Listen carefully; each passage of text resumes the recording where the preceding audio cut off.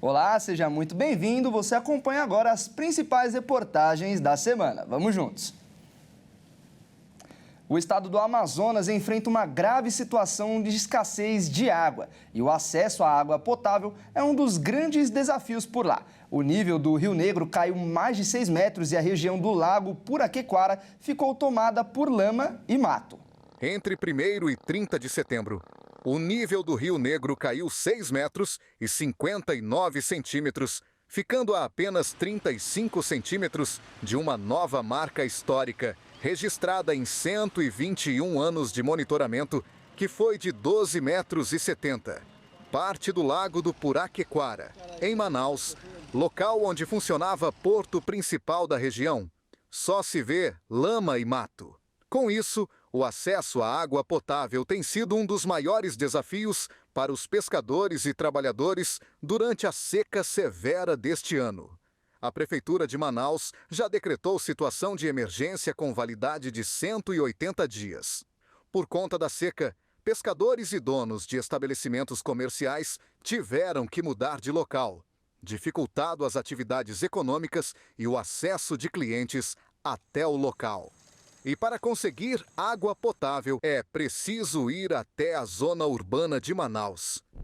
Caminham por um longo trecho até o local onde compram galões de água. Está seco, pior do que ano passado, e esse ano ainda vai secar mais.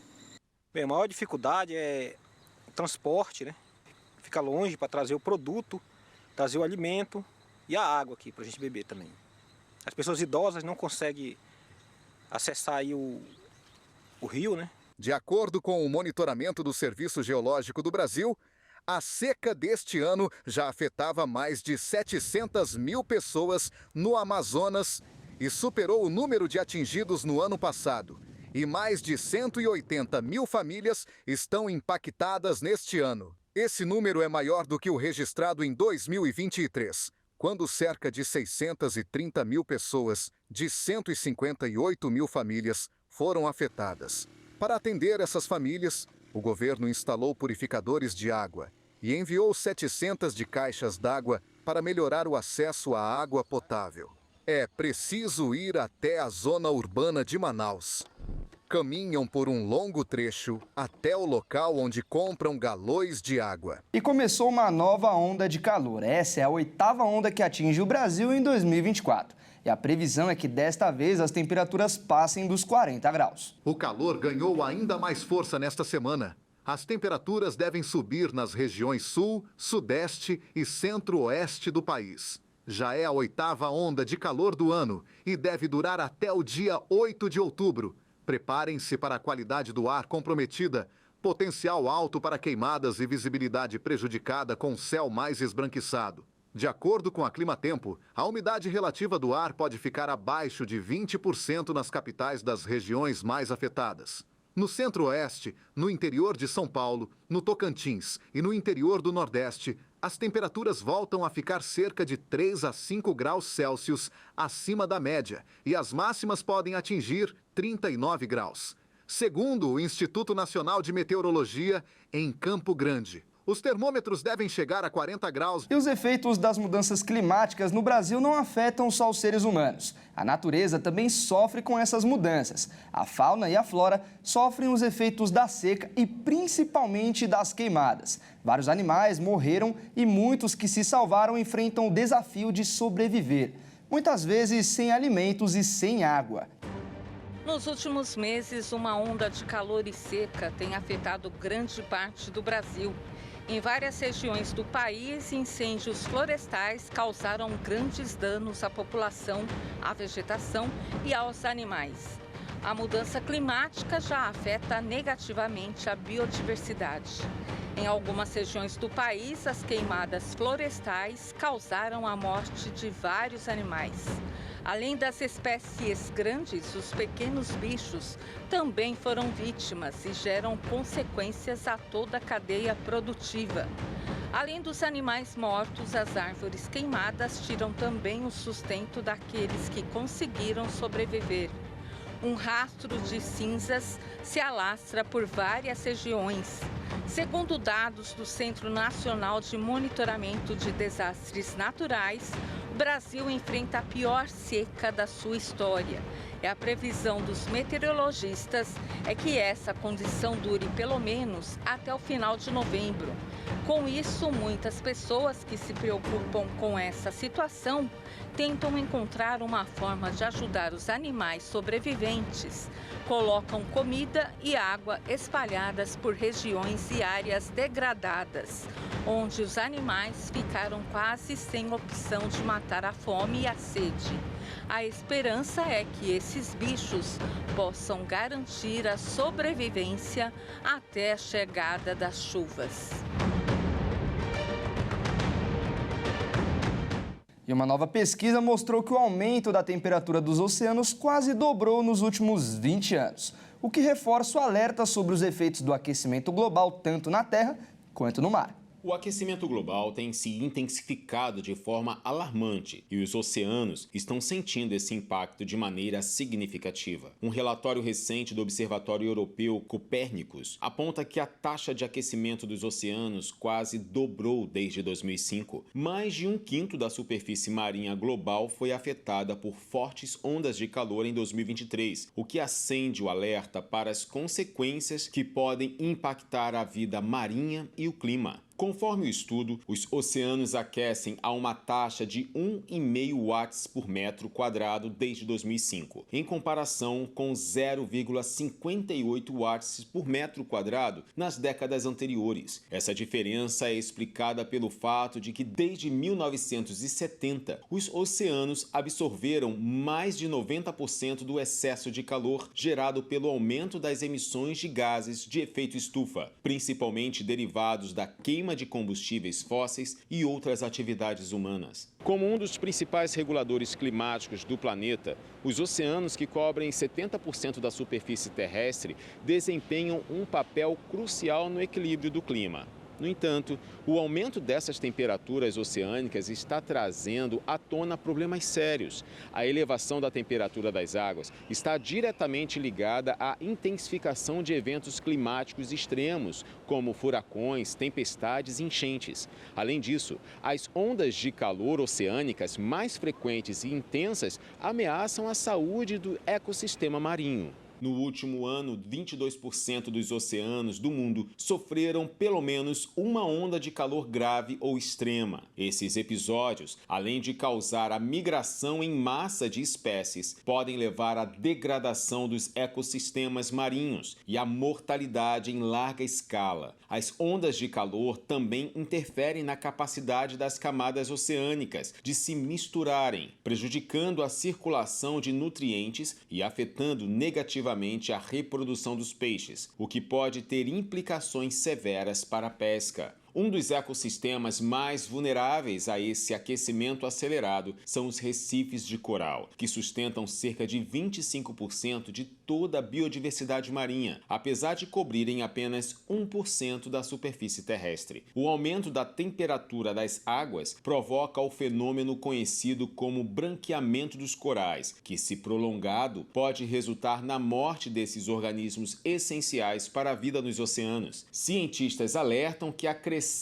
frequência e intensidade das ondas de calor oceânicas é um reflexo claro do agravamento das mudanças climáticas e do impacto das ações humanas sobre o meio ambiente. Além de afetar os ecossistemas, essa tendência compromete as cadeias alimentares, a economia pesqueira e o bem-estar das populações costeiras, que dependem dos recursos dos mares. Poluição, incêndio nas matas, degradação da natureza e doenças no ser humano. Parece algo assustador e realmente é, mas não é preciso correr. Tudo isso é provocado por uma coisa pequena, mas bastante poderosa. É a bituca de cigarro jogada no meio da rua. E olha que tem bastante, mais do que a gente imagina. As bitucas de cigarro jogadas no chão se tornaram um problema ambiental crescente, atingindo proporções alarmantes em várias partes do mundo, inclusive no Brasil. Segundo a Organização Mundial da Saúde, mais de 1 bilhão de fumantes descartam diariamente milhões de filtros de cigarros em ruas, calçadas e áreas verdes. No Brasil, onde há quase 27 milhões de fumantes, cerca de 12% da população, de acordo com a pesquisa Pesquisa Nacional de Saúde, a prática de jogar bitucas no chão parece estar profundamente enraizada, contribuindo para um cenário preocupante de poluição urbana e ambiental. Essas bitucas, que estão presentes em praticamente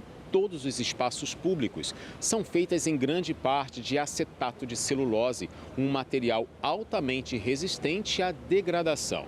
Estima-se que o tempo médio para uma bituca se decompor completamente no ambiente pode chegar a 10 anos. Durante esse período, ela libera substâncias tóxicas como nicotina, chumbo e amônia, contaminando solos, rios e mares.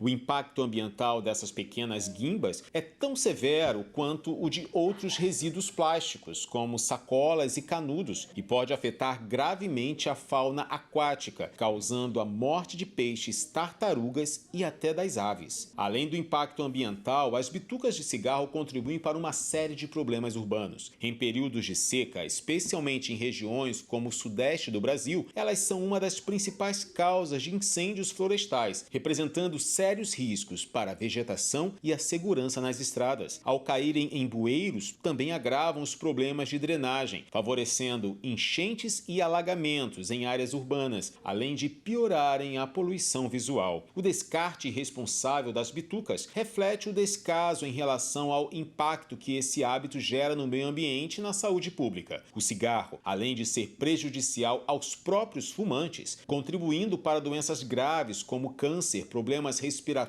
e cardiovasculares, também se torna uma ameaça constante ao meio ambiente. Especialistas afirmam que a solução para esta praga urbana deve começar com campanhas educativas que incentivem os fumantes a descartar as bitucas de maneira adequada, seja em cinzeiros ou lixeiras. Estabelecimentos comerciais podem colaborar disponibilizando cinzeiros em áreas externas, enquanto políticas públicas de controle do tabagismo devem continuar a ser promovidas para reduzir o número de fumantes e, consequentemente, a quantidade dessas guimbas nas ruas. E muitas pessoas já estão fazendo planos para o 13º salário. E algumas dicas para administrar o dinheiro podem ser muito úteis. O 13º salário é sinônimo de felicidade, principalmente para o comércio. No ano passado, o pagamento aos trabalhadores formais injetou quase 291 bilhões de reais na economia do país, montante que representou 2,7% do produto interno bruto. Conforme a legislação trabalhista, os empregadores devem pagar o 13º salário em 2 parcelas ou em cota única. Para os brasileiros, esse dinheiro representa um alívio no final do ano. Nós viemos para as ruas descobrir quais são os planos dos campograndenses. O que você costuma fazer com o seu 13º? Eu guardo. Gás, compro roupa, o máximo. E você, o que você costuma fazer com o seu 10? Geralmente o 10º sai em época de festa, então eu uso para comprar os presentes de Natal da família. E aí eu guardo um pouco para mim também, né? Pagar as dívidas, né? E depois fazer um plano para fazer uma viagem, né? Pago as minhas contas, né? Então fica bom. Não tem jeito. O pagamento das dívidas sempre aparece como prioridade. Mas, para além das obrigações com as contas fixas, existem maneiras de administrar o dinheiro e até fazer ele render. Podemos pegar esse tipo de recurso, né, que nós temos ao final do ano, também chamado de gratificação natalina, e fazer uma separação deste recurso. Então, destinar uma parte dele, uma parte considerável para pagamento das dívidas, outra parte para investimentos e outra parte para lazer, para um consumo consciente. O profissional também diz que as pessoas mais jovens no mercado de trabalho podem focar na educação financeira. A dica é aplicar o 13º nos bancos digitais. Se ela puder destinar uma parte desse recurso para que possa ser rendido nesses bancos digitais que facilitam pela agilidade de movimentação desse recurso, já é um pequeno passo que esse brasileiro pode fazer para começar a ter uma renda passiva, ou seja, uma devolutiva do seu dinheiro sem que haja um esforço propriamente dito da pessoa. O Plano Safra da Agricultura Familiar para este ano tem como foco a agroecologia, com linhas que pensam nas mudanças climáticas e na redução de juros. Para Mato Grosso do Sul, são R$ 500 milhões em créditos disponíveis. Hoje, as pequenas propriedades representam quase 80% dos estabelecimentos agrícolas do país e produzem itens como frutas, verduras, hortaliças, arroz, feijão, café e outros produtos que estão na nossa mesa. Em visita aqui no Mato Grosso do Sul, o secretário nacional de Agricultura Familiar e Agroecologia do MDA, o Ministério do Desenvolvimento Agrário, destacou que o Plano Safra, voltado aos agricultores familiares, é justamente uma forma de garantir custos de produção mais competitivos, ao mesmo tempo em que ajuda a segurar o preço dos alimentos. O plano é lançado oficialmente em vários estados. Através dele são oferecidas linhas de crédito e apoio ao pequeno produtor, com taxas de juros mais competitivas. São juros altamente subsidiados para a produção de alimentos, para fazer com que o agricultor consiga acessar financiamento com juros mais baixos, para que também não tenha inflação de alimentos e o agricultor consiga produzir por um preço justo e o consumidor ter o produto com preço adequado. Esse ano, pelo menos 10 linhas de crédito tiveram redução nas taxas de juros. O Pronaf, por exemplo, que é bastante requisitado pelos agricultores, é uma das linhas que poderá ser financiada em até 20 anos com 3% de juros e 12 anos de carência. Também tem uma linha especial para adquirir máquinas pequenas. Mas o destaque do plano é o foco na agroecologia, com incentivo a práticas sustentáveis, pensando nas condições climáticas, incluindo o plantio de florestas. Criamos uma linha nova de crédito chamada Pronaf Florestas Produtivas. Esses recursos também estão destinados à recuperação de áreas degradadas, a avanços no sentido de plantar floresta com taxas de juros de 3% ao ano, com 20 anos de prazo para pagar. A questão do alimento saudável, ter sustentabilidade na produção dos produtores, das famílias da agricultura familiar. Então ele vem com valores bem arrojados, com taxas de juros que é acessível para todos e todas e focar nessa produção, ter sustentabilidade na produção e na comercialização. Para todo o país, são 76 bilhões de reais de crédito com juros mais baixos nessa edição 2024-25 do Plano Safra para a Agricultura Familiar. E ainda no Mato Grosso do Sul, 2 filhotes de onças pardas foram encontrados em uma propriedade. A suspeita é que eles estavam sendo domesticados. Os 2 filhotes de onça parda foram vistos por funcionários de uma fazenda que fica em Itacuru, uma cidade localizada na fronteira do Brasil com o Paraguai, aqui em Mato Grosso do Sul. Esses trabalhadores suspeitaram no comportamento dos felinos porque pareciam muito dóceis. As onças não reagiam nem ao avanço dos cães que tem na propriedade e também nem à presença dos funcionários. Foi isso que levantou a suspeita de que alguém na vizinhança estivesse tentando domesticar as onças. Os trabalhadores chamaram o gerente da fazenda, que então acionou a PMA, a Polícia Militar Ambiental, já que a domesticação de espécies nativas é considerada ilegal. Os filhotes foram capturados e encaminhados para a Green Farm, localizada em Itaquiraí, uma cidade a 120 quilômetros de Itacuru. O local é uma propriedade rural conveniada com o IMASU, o Instituto Estadual de Meio Ambiente, e autorizada a receber animais silvestres. Por lá existe toda uma estrutura de reabilitação até que estejam aptos a retornar ao habitat natural. E veja a seguir, a cada 4 brasileiros, uma é vítima de golpes digitais. E os idosos são os principais alvos desses crimes. E ainda, Manchester City passará por julgamento. O clube é acusado de mais de 100 infrações. Nós voltamos já.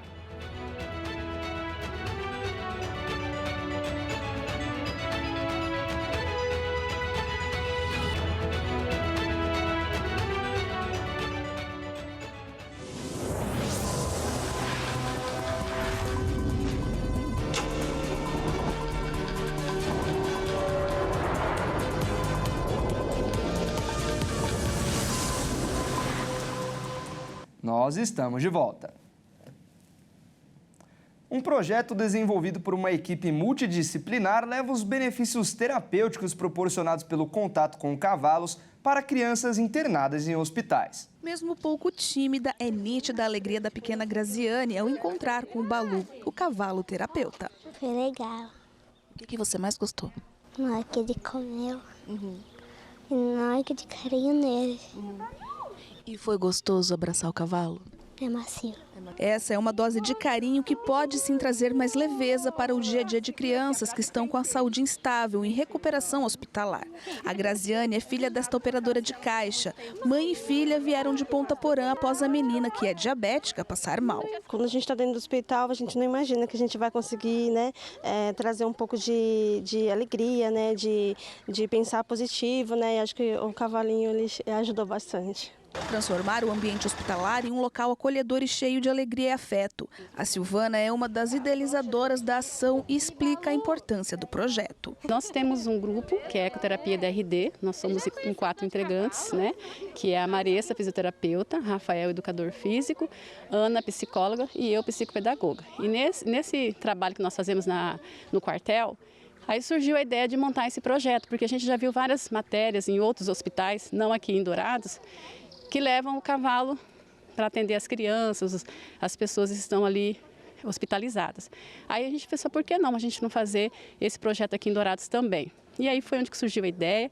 Aí a gente precisou de bastante pessoas para abraçar essa causa, porque é um projeto grande, porque tem o cavalo, tem que ter as pessoas para estar nos ajudando, nos auxiliando, né, para trazer até aqui. O cavalo é um animal muito dócil, ele faz o movimento semelhante ao nosso, onde ajuda muito no cognitivo da criança, né, na coordenação motora dela. Então essa interação no meio ambiente com o cavalo ajuda muito ao desenvolvimento da criança. E essa daqui é a primeira ação do projeto Galopes da Alegria Cavalos Curam.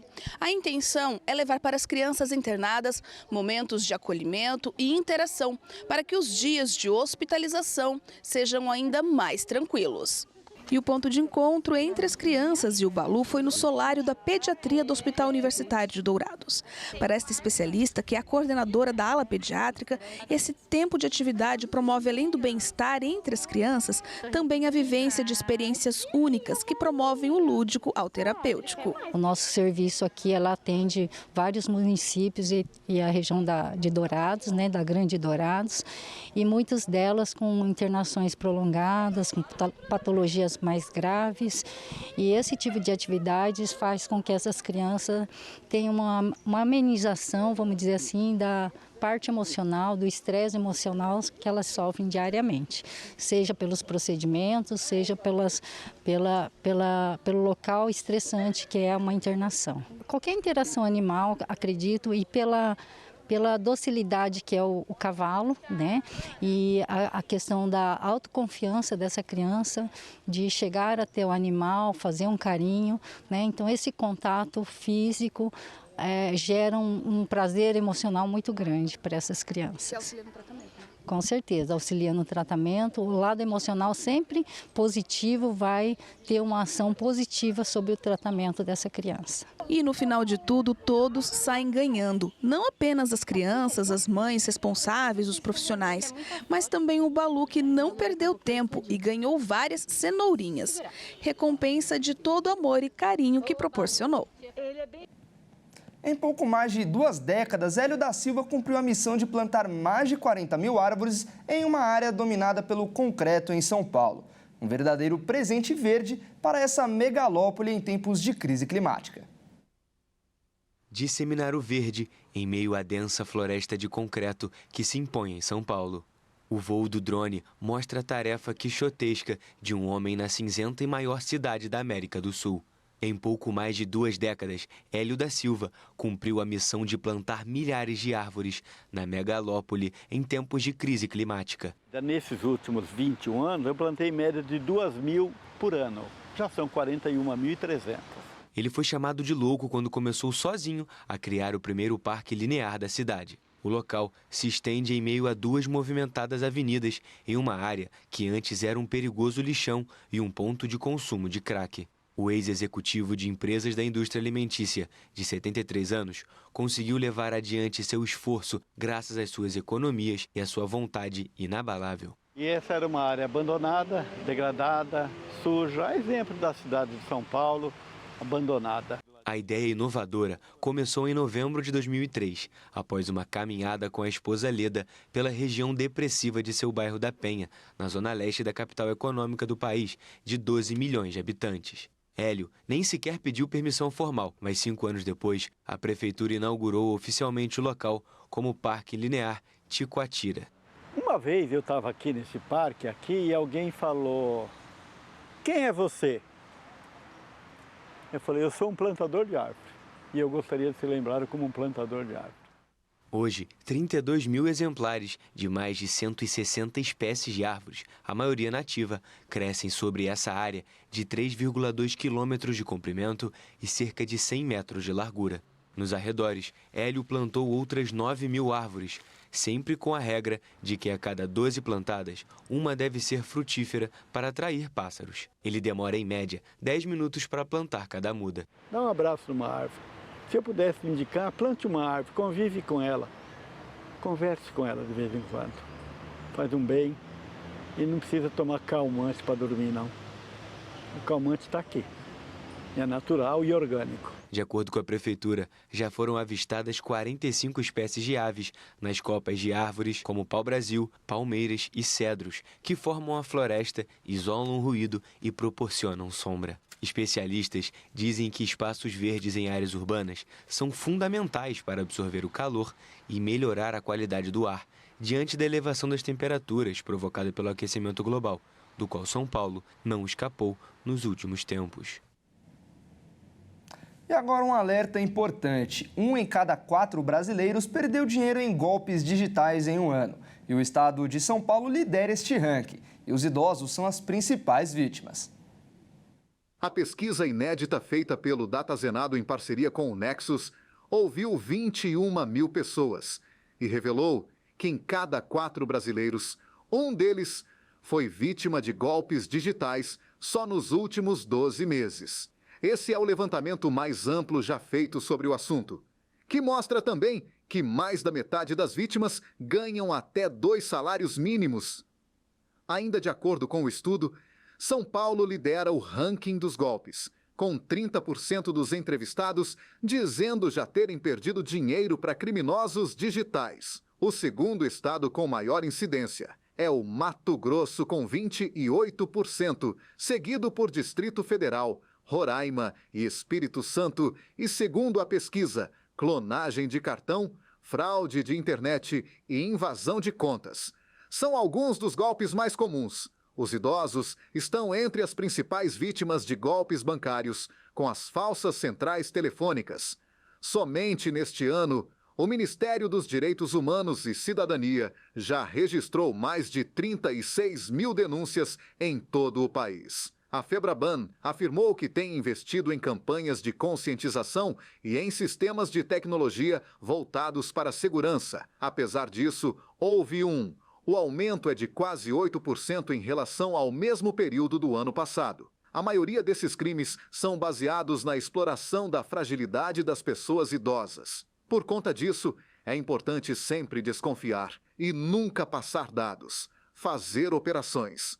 A pessoa deve desligar o telefone e procurar o canal oficial do banco ou instituição pública. O ministro da Fazenda, Fernando Haddad, afirmou que até 600 sites de apostas online serão banidos do Brasil nos próximos dias. Isso porque as plataformas apresentaram irregularidades em relação à legislação aprovada pelo Congresso Nacional. Em outubro, vários sites de apostas irregulares vão deixar de funcionar no Brasil. O ministro Haddad recomendou que os jogadores resgatem os recursos nesses sites já para evitar que o dinheiro seja perdido. A lista de bets ilegais a serem banidas deve ser divulgada e as operadoras deverão derrubar os sites a partir do dia 11, quando a ordem será oficializada pela Agência Nacional de Telecomunicações. O governo vai adotar novas medidas e fiscalizar de forma mais dura as regras que já estão em vigor, como o acompanhamento das apostas por CPF, a limitação das formas de pagamento e a regulamentação da publicidade das empresas. Haddad também afirmou que a equipe econômica vai banir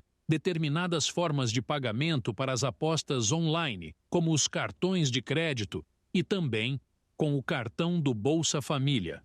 Somente em agosto, 5 milhões de beneficiários do Bolsa Família gastaram 3 bilhões de reais com as bets. O Banco Central comunicou o vazamento de dados de mais de 53 mil chaves Pix da Quest, instituição de pagamentos. Os dados vazados não incluem informações sobre movimentações dos usuários. o vazamento de dados cadastrais vinculados a 53.383 chaves. Pix da Cash, instituição de pagamento, foram acessados entre os dias 10 e 19 de setembro deste ano. E segundo o Banco Central, as informações obtidas são de natureza cadastral e não foram expostos dados sensíveis, tais como senhas, informações de movimentações ou saldos financeiros em contas transacionais ou quaisquer outras informações sob sigilo bancário. Em nota, o BC informou que as pessoas que tiveram seus dados cadastrais obtidos a partir do incidente serão notificadas exclusivamente por meio do aplicativo ou pelo internet banking de sua instituição de relacionamento e acrescenta que não serão usados quaisquer outros meios de comunicação aos usuários afetados, tais como mensagens ou chamadas telefônicas. O Banco Central informou ainda que foram adotadas as ações necessárias para a apuração detalhada do caso e vão ser aplicadas as punições cabíveis. E agora é hora de falar de esportes e quem vai trazer as informações é o Caio Veríssimo. Olá, Caio, seja muito bem-vindo ao nosso jornal. E o Manchester City da Inglaterra vai passar por um julgamento por algumas infrações, entre elas o fair play financeiro. Conta pra gente essa história. É isso mesmo, Fernando. O reinado do grande Manchester City pode estar ameaçado por essas infrações. No total, são mais de 100 acusações contra o time inglês. O império do Manchester City pode estar em apuros em caso de uma punição, inclusive com ameaça de rebaixamento, caso o clube seja condenado no julgamento que começa nesta segunda-feira na Inglaterra pelas acusações de múltiplas infrações desportivas. O time treinado pelo espanhol Pep Guardiola, 8 vezes campeão inglês desde 2012 e atual tetracampeão, pode ter a hegemonia interrompida se forem encontradas as provas contra o clube. 6 anos depois do início da investigação da Premier League e 19 meses desde que foram apresentadas 115 acusações, uma audiência começa nesta segunda-feira, que vai decidir o destino do City. Um painel independente vai analisar as evidências durante pelo menos 2 meses e é pouco provável que haja um veredito até janeiro ou fevereiro de 2025, para o que a imprensa inglesa chamou de o julgamento do século no esporte britânico. O Manchester City é acusado de ter driblado as normas financeiras da Liga Inglesa depois de ter sido comprado em 2008 pelo consórcio Abu Dhabi United Group dos Emirados Árabes Unidos, que permitiu ao clube conquistar todos os títulos possíveis. O grupo é suspeito de ter investido massivamente, além dos limites impostos, fazendo o dinheiro circular através do Etihad Airways, companhia aérea patrocinadora do clube. As investigações levantaram suspeitas de que o City pagou partes de salários não declaradas ao técnico italiano Roberto Mancini, que passou pelo clube entre 2009 e 2013, e vários jogadores. O clube de Manchester também vai precisar responder às supostas violações do fair play financeiro da UEFA e da Premier League.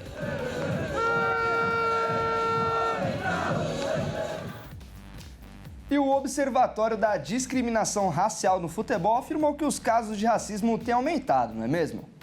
Infelizmente, o Observatório começou a monitorar os casos há 10 anos e no ano passado os casos aumentaram quase 40%. O Brasil observou um aumento de 39% do racismo no futebol no ano passado em relação a 2022. O relatório anual do Observatório da Discriminação Racial no Futebol diz que houve um crescimento quase constante desde que esse tipo de monitoramento começou a ser realizado. Também é o maior número desde que a organização começou a fazer a contagem em 2014, ano em que o Brasil sediou a Copa do Mundo da FIFA. De acordo com o documento, a partir de 2016 observa-se um avanço anual, à exceção em 2020, em função da pandemia do novo coronavírus. Em relação a 2014, primeiro ano do monitoramento realizado pelo observatório, os incidentes aumentaram em 444%, subindo de 25 para 136 casos. Os autores do relatório garantiram que o aumento de casos se deve ao fato de atualmente serem apresentadas mais queixas por atos discriminatórios, porque é uma diminuição importante, embora ainda insuficiente, da tolerância a estes atos. O texto reconhece a possibilidade de subnotificação no estudo, realizado a partir do monitoramento de publicações na mídia local e internacional. A FIFA e o Grupo de Estudos sobre Esporte e Discriminação da Universidade Federal do Rio Grande do Sul colaboraram na elaboração do documento. O relatório registrou ainda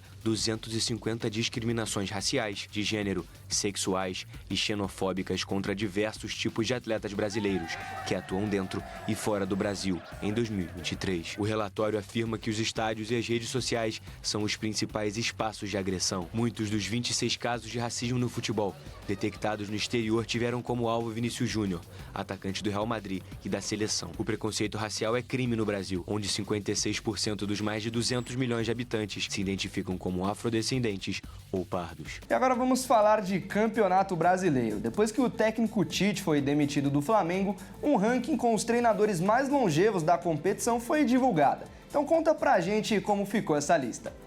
Essa lista é liderada pelo treinador do Palmeiras, o Abel Ferreira.